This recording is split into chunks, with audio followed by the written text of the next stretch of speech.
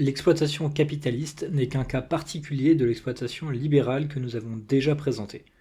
Or, nous avions expliqué que l'exploitation libérale est la différence entre le revenu du producteur dans un marché libre et le revenu qu'il mérite.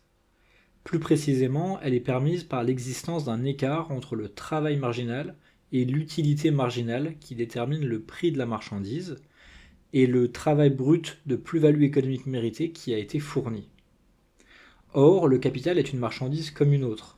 Ainsi, comme toutes les autres, elle peut permettre à celui qui la produit d'obtenir un revenu supérieur à celui qu'il mériterait de recevoir. Il y a un écart entre le travail que le capitaliste fournit pour produire le capital et le revenu qu'il reçoit. Le travail que le capitaliste fournit correspond à la pénibilité associée à la renonciation à la consommation présente. Or, sauf quelques exceptions, les capitalistes ont plutôt une préférence pour l'avenir.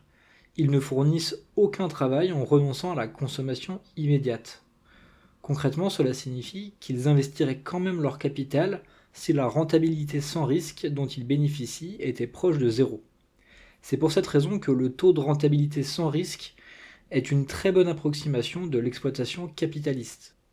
Comme les autres formes de profit économique, celle-ci prive les travailleurs de revenus qu'ils mériteraient de recevoir, et plus largement, elle conduit à une diminution de l'offre et du revenu moyen, à une augmentation des prix, et au final à une baisse de la plus-value économique moyenne. En définitive, retenons que le capitalisme permet l'exploitation des travailleurs de la même manière que le libéralisme. Cette exploitation s'explique par le fait que dans un marché libre, le prix n'est pas déterminé par le travail utile, mais plutôt par le travail marginal nécessaire à la production de la marchandise, et ou par l'utilité marginale de cette même marchandise.